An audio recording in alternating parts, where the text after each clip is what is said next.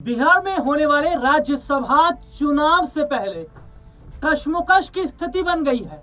एक तरफ जहां जीतन राम मांझी ने मोर्चा खोल दिया है, जीतन राम मांझी ये चाहते हैं कि ये राज्यसभा सीट मुझे मिले, तो वहीं दूसरी तरफ ये देखा जा रहा है कि ये जो एक राज्यसभा सीट है वो चिराग पासवान के खाते में जा रही है, लोक जनशक्ति पार्टी आर के खाते में जा रही है। दरअसल 5 सीटों पर चुनाव है, 2 बीजेपी के पास, 2 जेडीयू के पास और 1 सीट बच रही है। और इस 1 सीट को लेकर स्थिति बहुत ज्यादा इस वक्त पेचीदा है, फंसी हुई है और मांझी के बगावती तेवर नजर आ रहे। लेकिन इस बीच पावर स्टार पवन सिंह की एंट्री हुई है। खबर है कि क्या जो वायदा पवन सिंह से किया गया था, जो बीजेपी ने पवन सिंह से वायदा किया, क्या उस वायदे को निभाएगी? क्या भाजपा भोजपुरी फिल्म स्टार पवन सिंह को राज्यसभा भेजने का वायदा निभाएगी?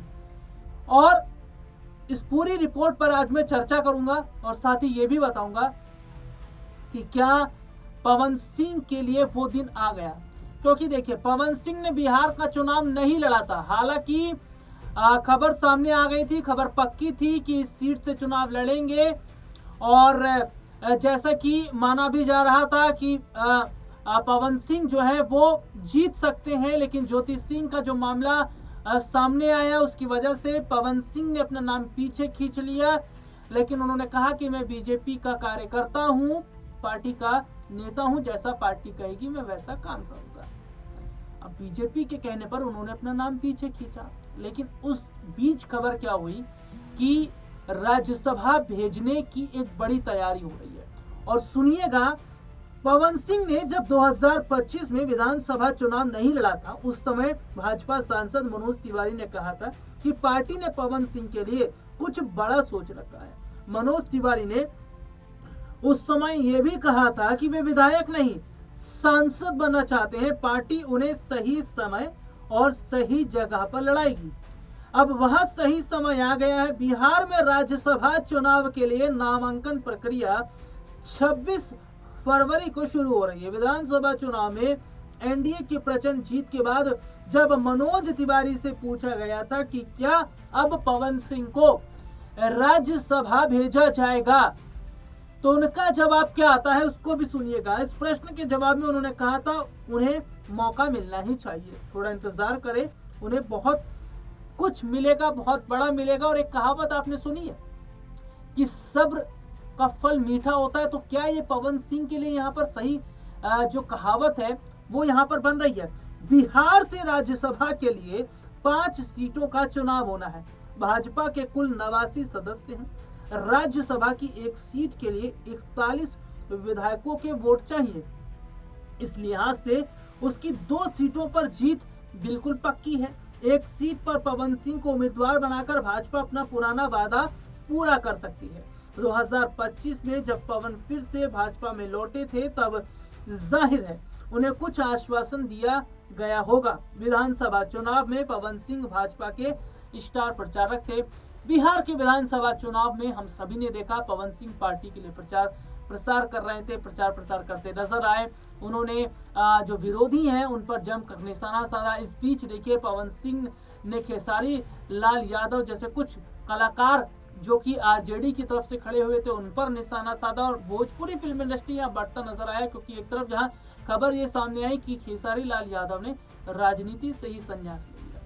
उन्होंने कहा कि राजनीति करना भैया मेरे बस की बात नहीं है, क्योंकि राजनीति में जो उतरा वो पूरी तरीके से गंदा हो जाएगा और उन्हें इस गंदगी में पड़ना नहीं है।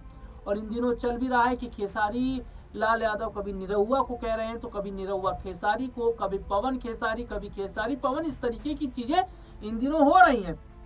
और शायद इसी बात को ध्यान में रखते हुए खेसारी ने जो है वो फैसला कर लिया कि भैया हम राजनीति से ही संन्यास लेंगे। देखिए, विधानसभा चुनाव में पवन सिंह भाजपा के स्टार प्रचारक थे। उनकी लोकप्रियता का फायदा न केवल भाजपा को बल्कि एनडीए के सभी घटक दलों को मिला, इसलिए उनके नाम पर सहयोगी दलों को भी कोई ऐतराज नहीं होगा। वैसे 5 सीटें जीतने के लिए एनडीए को 205 विधायकों के समर्थन की जरूरत है। एनडीए के 202 विधायक हैं, 3 और विधायकों के समर्थन का जो जुगाड़ है वे करना होगा।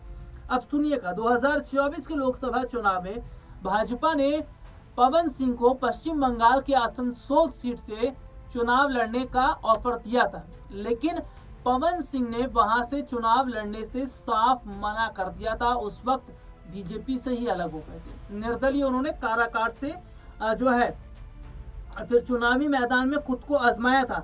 देखिए, अपने दर्शकों को मैं बताना चाहूंगा कि काराकाट से निर्दलीय चुनाव लड़ने की घोषणा कर दी थी। पवन सिंह निर्दलीय चुनाव लड़कर जीते तो नहीं, लेकिन एनडीए को आरा, काराकाट, औरंगाबाद, बक्सर और सासाराम लोकसभा सीटों पर जरूर उन्होंने हरा दिया। जीत नहीं पाए थे काराकाट सीट पर, लेकिन इतना तगड़ा वोट काट दिया कि बीजेपी को झटका लग गया।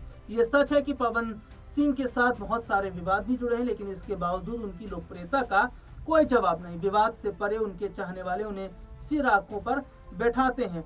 और देखिए, सबसे बड़ी बात क्या है कि यहाँ पर अभी मैं बात कर लूँ ज्योति सिंह से, जो उनका मामला है वो अभी पूरी तरीके से खत्म नहीं हुआ है। उनकी पत्नी ज्योति सिंह, जिन्होंने पवन सिंह पर कई गंभीर आरोप लगाए। इस मामले में अक्षरा सिंह, जो भोजपुरी फिल्म इंडस्ट्री की जानी मानी एक्ट्रेस हैं, गायिका हैं, उनकी भी एंट्री होती नजर आई है। और उन्होंने यहाँ पे जो ज्योति है उनका समर्थन किया, और जबकि ये तक कहा गया कि भैया जो ज्योति है वो एलिमनी के तौर पर पैसे मांग रही थी 3-4 करोड़ रुपए।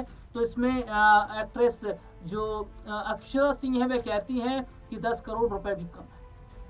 तो ऐसे में देखा जा रहा है कि जो पवन सिंह से ज्योति का जो विवाद का मामला है वो पूरी तरीके से भी खत्म नहीं हुआ है। मामला फैमिली कोर्ट में चल रहा है। हालांकि ज्योति जो है उन्होंने चुनाव लड़ा भी था बिहार विधानसभा चुनाव के वक्त में, लेकिन ज्योति चुनाव हार जाती है। अब ऐसे में ये सवाल यहाँ पर खड़ा हो रहा है कि ज्योति जो कि चुनावी लड़ाई उन्होंने लड़ी वो हार गई, और अगर जीत जाती तो शायद कुछ और तस्वीर आज होती। लेकिन यहाँ पर मैं अगर पवन सिंह की बात करूं तो बीजेपी ने जैसा जैसा कहा पवन सिंह ने वैसा वैसा किया, प्रचार प्रसार भी किया, नाम अपना पीछे खींच लिया, वोट मांगते नजर आए। लेकिन क्या जो उम्मीद उन्होंने बांध रखी है वो उम्मीद क्या पूरी होगी? जैसा कि मैं मनोज तिवारी का जिक्र करना चाहूंगा, जो बीजेपी के सांसद हैं, उनसे जो सवाल पूछा गया कि उसमें उन्होंने सीधे तौर पर यह कहा था कि जो पवन सिंह हैं उन्हें मिलेगा और सब्र का फल मीठा होता है। तो ऐसे में देखा जा रहा है कि जो तस्वीरें इस वक्त दिखाई दे रही हैं, जो हालात इस वक्त दिखाई दे रहे हैं, वो साफ तौर पर ये बताते हैं कि क्या पवन सिंह जो हैं जिस चीज के लिए इंतजार कर रहे थे, जिस सीट के लिए इंतजार कर रहे थे, क्या वो सपना उनका पूरा होता नजर आएगा? देखिए, पवन सिंह से बदला चुनावी समीकरण 5 लोकसभा सीटों की मैं यहाँ पर बात करूँ। देखिए, जब एक वक्त में पवन सिंह और बीजेपी के बीच में अनबन हुई थी तो सियासी जो समीकरण है वो भारतीय जनता पार्टी का कई सीटों पर जो है नुकसान हुआ था, जैसे कि मैंने सीटों का यहाँ पर नाम लिया। हालांकि उपेंद्र कुशवाहा की जो चर्चा है वो बहुत कम होती नजर आ रही है। माना जा रहा है उपेंद्र कुशवाहा को हटाकर जो है वो पवन सिंह को जो है वो राज्यसभा भेजा जा सकता। देखिए, अभी मंथन का दौर यहाँ पर जारी है।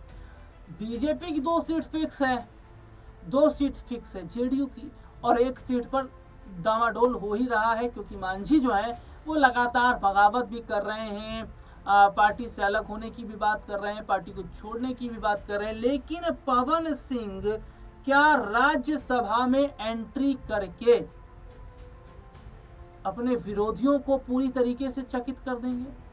जो बीजेपी ने उनसे वायदा निभाया है, क्या वो वायदा यहाँ पर पूरा होता नजर आएगा? और देखिए, एक दिलचस्प बात इसमें ये नजर आती है कि पवन सिंह जो है वो काफी समय से बहुत नपा तुला बयान दे रहे हैं, बहुत सोच समझकर वो बयान दे रहे हैं। हालांकि अगर मैं कंट्रोवर्सी की यहाँ पर बात करूँ ना, तो पवन सिंह का विवादों से नाता तो है, ये आप भी जानते होंगे, और बहुत सारे दर्शक इस बात को समझते भी होंगे, क्योंकि जिस तरीके से पवन सिंह का महिलाओं के साथ जो रिश्ता जोड़ा जाता है कि पवन सिंह महिलाओं को खिलौना समझते हैं, कभी स्टेज पे महिलाओं को गलत तरीके से छूने लगते हैं, कभी जो महिला कलाकार हैं उन्हें अपने करीब बहुत लेकर चले आते हैं, और बहुत सारे आरोप उन पर लगे भी हुए हैं। कई वायरल वीडियोस भी उनको लेकर सामने आए हैं। तो ऐसे में ये सवाल भी खड़ा किया जाता है कि एक तरफ जहाँ भारतीय जनता पार्टी महिला सुरक्षा की बात करती है, बेटी बचाओ बेटी पढ़ाओ की बात करती है, उन्हीं की पार्टी में एक ऐसा शख्स भी है। तो क्या पवन सिंह को राज्यसभा भेजना कहीं ऐसा तो नहीं बीजेपी को भारी पड़ जाएगा? अब आने वाले वक्त में देखना होगा कि क्या फैसला बीजेपी की तरफ से। फिलहाल इस प्रोग्राम में इतना ही। आपसे फिर दोबारा मुलाकात होगी, तब तक के लिए इजाजत दीजिए।